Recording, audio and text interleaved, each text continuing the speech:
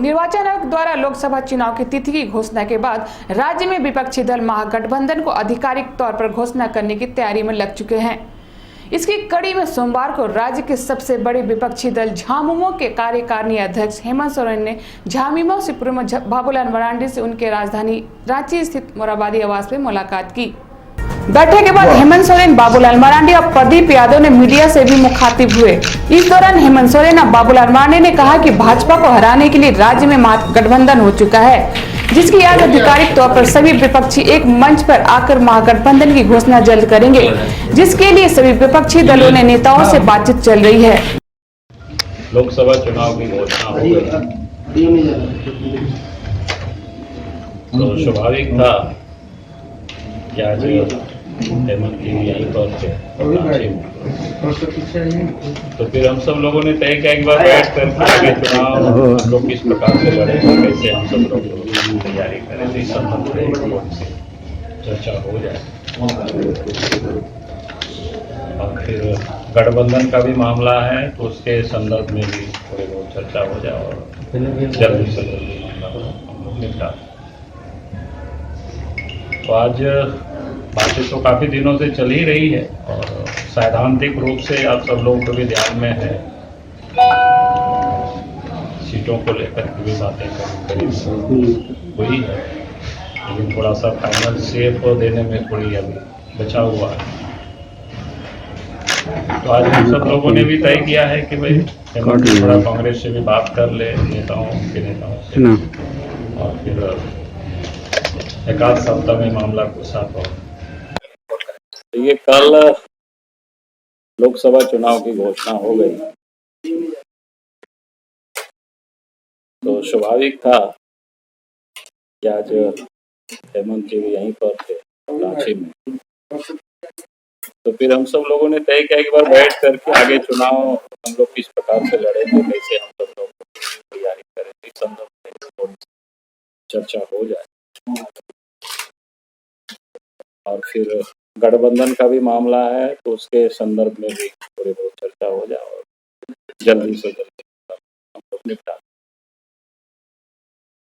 तो आज बातें तो काफी दिनों से चल ही रही है और सैद्धांतिक रूप से आप सब लोगों को भी ध्यान में है,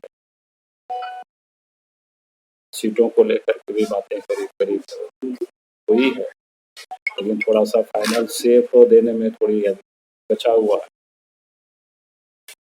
तो आज हम सब लोगों ने भी तय किया है कि भाई हेमंत जी थोड़ा कांग्रेस से भी बात कर ले, उनके नेताओं से, और फिर एक आध सप्ताह में मामला को साफ हो। अधिकृत रूप से आप सब लोगों को और राज्य की जनता को जानकारी हम सब लोग दे, और फिर राज्य की सभी 14 सीटों को जीतने के कोशिश हम सब लोगों की होगी। इसके बाद सभी लोकसभा क्षेत्रों पर ज्वाइंट जिसको कहते हैं ना कैंपेनिंग हम लोग कर सकें, ताकि राज्य की सभी 14 के 14 सीट गठबंधन जीत सके। निमित्त ही आज हम सब लोग बैठे थे, कुछ चर्चा हो गया आइए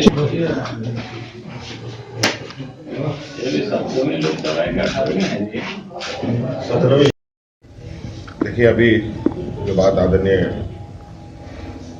हमारे वरिष्ठ नेता जी ने कहा है वही बातें हैं। कुल मिलाकर के चुनाव की घोषणा हो चुकी है। अब जो जरूरी है मैदान में उतरने के लिए उन सब प्रक्रियाओं को पूरा किया जाए जल्द से जल्द। यही हम लोगों का विचार रहा है, क्योंकि गठबंधन के साथ चुनाव लड़ने का एक सहमति बनी है।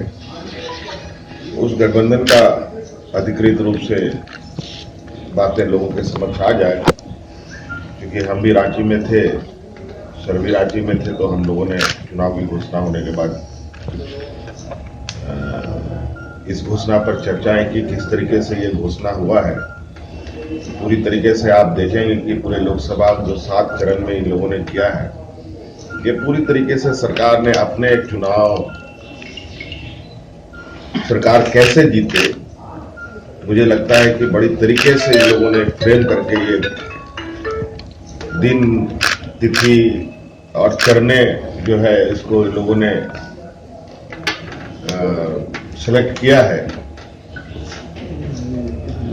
और हमारे इस छोटे राज्य में भी 4-4 चरण में 14 सीट का चुनाव स्पष्ट संकेत करता है कि कहीं ना कहीं भारतीय जनता पार्टी को इस बात का डर है कि अब जो गठबंधन स्वरूप ले रहा है उससे उनको नुकसान होगा। बाबूलाल मरांडी और हेमंत सोरेन के संयुक्त प्रेस कॉन्फ्रेंस पर प्रतिक्रिया व्यक्त करते हुए प्रतुल सहदेव ने कहा कि पिछले 1 साल से कांग्रेस जेएमएम और जेवीएम के बीच गठबंधन की बात चल रही है, लेकिन आज तक तय नहीं हो सका है कि यह दोनों नेता कांग्रेस के दबाव में आकर प्रेस कॉन्फ्रेंस करके यह संदेश देना चाहते हैं कि हम लोग एक हैं और मिलकर लड़ेंगे। सहदेव ने आरोप लगाते हुए कहा है कि ये दोनों नेता आदिवासियों की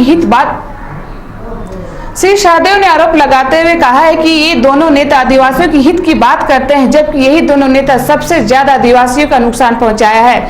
सीएनटी एक्ट, एसपीटी एक्ट का उल्लंघन करके इन दोनों लोगों ने आदिवासियों की जमीन खरीदी है। जो आदिवासियों का हक मारते हैं वह आदिवासियों के हित की बात करते हैं। यह हम लोगों को बहुत अजीब लगता है।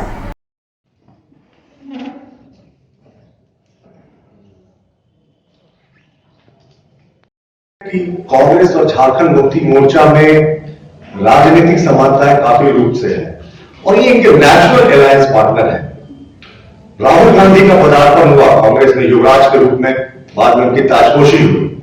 हेमंत सोरेन का पदार्पण हुआ झारखंड मुक्ति मोर्चा में युवराज के रूप में, बाद में उनकी भी ताजपोशी हुई। उसके बाद इस चुनाव से ठीक पहले हेमंत सोरेन की बहन अंजलि जी का भी पदार्पण हुआ और प्रियंका वाड्रा जी का भी पदार्पण हुआ। तो ये दोनों बिल्कुल नेचुरल अलायंस पार्टनर हैं। जो वंशवाद की राजनीति होती है, एक दूसरे का यह अनुसरण करते हैं, एक दूसरे को बड़ा अच्छे तरीके से फॉलो करते हैं। हम अभी भी मानते हैं कि ये जो गठबंधन है, ये अगर रूप लेता भी है तो जनता जान रही है, जनता सब कुछ देख रही है कि किस तरीके से ये ड्रामेबाजी चल रही है। बिना नीति सिद्धांत का ये गठबंधन है, सिर्फ सत्ता प्राप्ति के लिए ये गठबंधन बन रहा है। इसे जनता रिजेक्ट करेगी और हमारा गठबंधन नरेंद्र मोदी जी को पुनः प्रधानमंत्री बनाने के मुद्दे पर आया, विकास के मुद्दे पर आया और देश की संप्रभुता के मामले में भी आया। आपको एक बात और याद रखना होगा कि ये वही बाबूलाल मरांडी है जो वायुसेना के हमले का सबूत मांग रहे थे। तो ऐसे लोगों को देश की जनता। आज के इस प्रेस वार्ता में प्रेस के सभी मित्रों का स्वागत है। आज आप लोगों के चैनल के माध्यम से हमने सीधी तस्वीरें देखी और बड़ी इंटरेस्टिंग तस्वीरें थी। बाबूलाल मरांडी जी और हेमंत सोरेन संयुक्त रूप से प्रेस को संबोधित कर रहे थे। तो पहला ख्याल जो हम लोगों के दिमाग में आया वो ये था कि शायद आज ये कोई बड़ा निर्णय लेने वाले हैं। अपने जो काव्य और सोहराई भवन जो है, जो दोनों ने सीएनटी एसपीटी का उल्लंघन करके बनाया है, तो शायद उसके जो ओरिजिनल जमीन मालिक है उसको आज ये लौटाने वाले हैं। चुनाव के समय ये शायद बड़े हृदय के साथ ऐसी कुछ संयुक्त घोषणा करने आए, क्योंकि दोनों ने तो सीएनटी एसपीटी का जम के उल्लंघन किया, उनके और उनके परिजनों ने। और जिस तरीके से ये भव्य अट्टालिकाएं खड़ी थी, हमें पहला इनिशियल रिएक्शन यही लगा कि शायद आज ये जमीन मालिकों को इनका हक मिलने वाला है। लेकिन अलास हम फिर से गलत थे और ये सिर्फ अपनी राजनीति करने के लिए ये बैठे थे साथ में। और कांग्रेस पे प्रेशर टैक्टिक्स कर बनाने का जो इनका पुराना तरीका रहा है, उसका एक नजारा आज फिर से देखने को मिला। सबसे दुखद बात थी कि आज के इस प्रेस कॉन्फ्रेंस में इन दोनों नेताओं ने आदिवासियों के हितैषी बनने का दम भरा। आप सबों को हम कई बार दस्तावेजों से यह सिद्ध कर चुके हैं कि किस तरीके से सोरेन परिवार झारखंड में सबसे ज्यादा सीएनटी एसपीटी का उल्लंघन करके आदिवासियों की जमीन को कब्जा करने वाला सबसे बड़ा जमींदार परिवार है। बाबूलाल जी का तो बस सड़क के उसको जीता जाता उदाहरण काव्य के रूप में मौजूद है, जो बिल्कुल सीएनटी एसपीटी का उल्लंघन करके बनाया गया है। तो उसके बाद ये आदिवासियों की हितैषियों की बनने की जब बात करते हैं तो ये बात बड़ी बेमानी सी लगती है कि जिन लोगों ने खुद आदिवासियों की जमीन पर गैर कानूनी तरीके से कब्जा कर रखा है, अगर वो आदिवासियों की हितैषी बनने लगे तो ये बड़े दोहरे चरित्र वाली बात हो जाती है। आज जिस तरीके से इन्होंने फिर से बात की कि अब एक होकर लड़ेंगे, कांग्रेस को कटघरे में खड़ा किया कि कांग्रेस को जल्दी निर्णय लेना चाहिए। पिछले एक वर्ष से यही कवायद चल रही है। बिना नीति सिद्धांत का जब कोई गठबंधन बनता है तो ऐसे ही सीन्स आपको देखने को मिलता है। हमारा आरसू के साथ जो गठबंधन था वो हम लोगों ने इलेक्शन अनाउंस होने के लगभग 48 घंटे पहले उस पर अपने अलायंस को पुख्ता कर लिया था। लेकिन ये एक साल से कवायद चला रहे हैं कि हमें एक होकर लड़ना है, एक होकर लड़ना है। 6-7 बार ये डेट्स दे चुके हैं कि हम गठबंधन के जो सीटें हैं इसकी घोषणा करेंगे और अभी तक ये नहीं हो पाया। तो ये साफ दिखाता है कि इनका गठबंधन का कोई नीति सिद्धांत नहीं है। सिर्फ सत्ता प्राप्ति के लिए जब गठबंधन होगी तो व्यक्तिगत आकांक्षाएं, व्यक्तिगत जो एम्बिशंस है वो ऐसे ही हावी होंगे।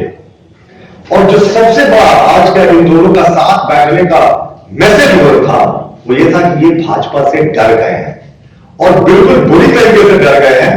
नहीं तो इन्होंने पहले के अगर बैकग्राउंड में आप देखें तो एक दूसरे को क्या क्या कहा और आज एक साथ बैठकर प्रेस कॉन्फ्रेंस को संबोधित कर रहे थे। तो ये बड़ी हास्यास्पद स्थिति है कि इन्हें एहसास ही नहीं कि जनता ने इन्हें कब का रिजेक्ट कर दिया।